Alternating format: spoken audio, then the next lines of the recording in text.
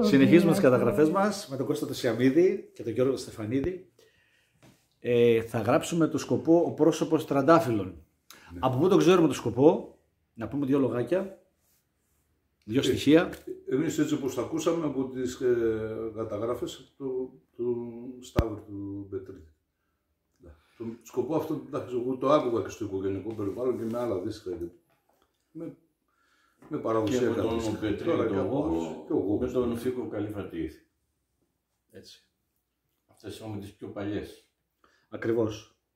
Τώρα, από εκεί και πέρα έπονται και οι υπόλοιποι. Γιατί είναι σκοπός ο οποίος είναι πασίγνωστος. Έχει αναπαραχθεί από πολλούς, για να μην πούμε από όλους. Έτσι. Ωραία.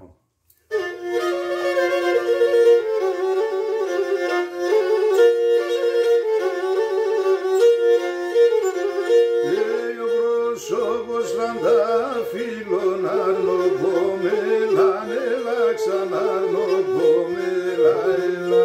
Ο πρόσωπος τραντάφυλλων αρνοπόμελα, έλα ξαναρνοπόμελα, έλα. Σαν μέσα να τη λύουμε, εσύ τερμέγγε, έλα ξαν εσύ τερμέγγε, σαν μέσα να τη λύουμε, εσύ τερμέγγε, έλαξαν, εσύ τερμέγγε. Όχι σαν μέσα να τη λύουμε, δύο-τρία φοράσει, σαν μέσα να τη λύουμε, δύο-τρία φοράς.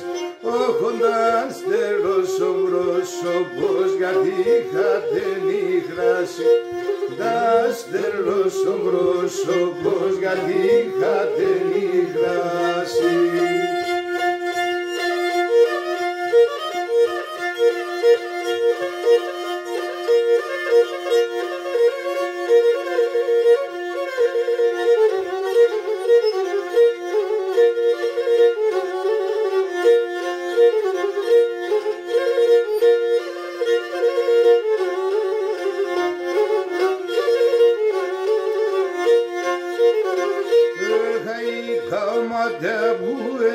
Πώς να μην παλαλούτε, ξαβός να μην παλαλούτε.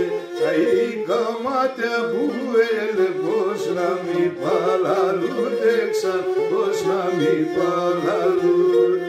Αψίμωνα εγγέγεται γκρέμος να εσκοτούτε, σαν γκρέμος να εσκοτούτε. Αψίμωνα εγγέγεται γκρέμος να εσκοτούτε, σαν γκρέμος να εσκοτούτε. Αφήστε μια θεοφοβέλια, έλα με τεμένα. Αφήστε μια θεοφοβέλια, έλα με τεμένα. Όσα μέσα να τη λύουμε, σύντερμεγγε. Σαν μέσα να τη λύουμε, σύντερμεγγε.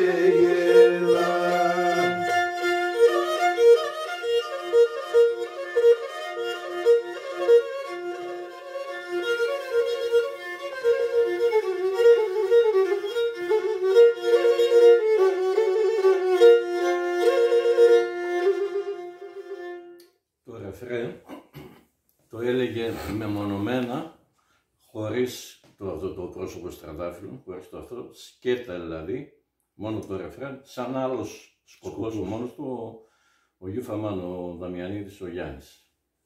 Το έχουμε δηλαδή καταγραφεί με τον Γεργούλη του Κουκκιμψίδη. Πάνω στον ίδιο το καϊτέ. Στον ίδιο το καϊτέ πάνω. Το ρεφρέν είναι αυτόνομο σκοπό. Αυτόνομο. Αλλά πάνω στον ίδιο σκοπό. Ενώ στην ίδια μελωδία δηλαδή. Ο Σταύρης το έλεγε δηλαδή μόνο το πρόσωπο στρανταβόλ. Χωρίς το ρεφρέν. Ο Φίκος ο Καλυφατίδης με το Γόγκο, έλεγε ο πρόσωπος Τραντάφυλλου και μετά το ρεφρέν. Ναι. Και ο Δαμιανίδης ο Γιάννης τραγουδούσε μόνο το ρεφρέν. Άρα βλέπουμε 3 εκδοχές. Ναι, Ναι. αυτό το συζητάμε. Σαν να είναι 2 σκοποί σε ένα. Μάλιστα. Σαν να είναι 2 σκοποί σε ένα. Εκεί καταλήγουμε. Ναι. Γιατί λέγεται, είναι το σύγχρονο, το μασέρε παραγεκάρφωτο που είπε ο Χρήσαντος, ας πούμε, περίπου είναι αυτό. Εντάξει, το πω και ακριβώς. Ναι. Περίπου είναι αυτό. Γυτνιάζει. Όλα με τα πιάσεις μεταξύ τους είναι λίγο ξαδελφάκια, αδελφάκια. Πανεμφερεί. Έχουν δηλαδή και είναι στην ίδια τονικότητα, ίδιο δρόμο, οπότε. Εγώ πιστεύω πάντως ότι βγαίναν και σκοποί από τον αυθορμητισμό των ανθρώπων που τραγουδούσαν. Γιατί δεν τραγουδούσαν πάνω ούτε με παρτιτούρες ούτε σε συγκεκριμένους. Υπήρχε ο συγκεκριμένος σκοπός, αλλά μεταφερόμενος, πιστεύω ότι με την ακοή δηλαδή, ότι κάποιος μπορεί να το είπε να άλλαξε μία νότα, έγινε άλλος σκοπός. Άλλαξε 2 νότες, έγινε άλλος σκοπός. Σχεδόν το ίδιο, αλλά έγινε μετά και άλλος σκοπός. Έτσι. Κάπως έτσι.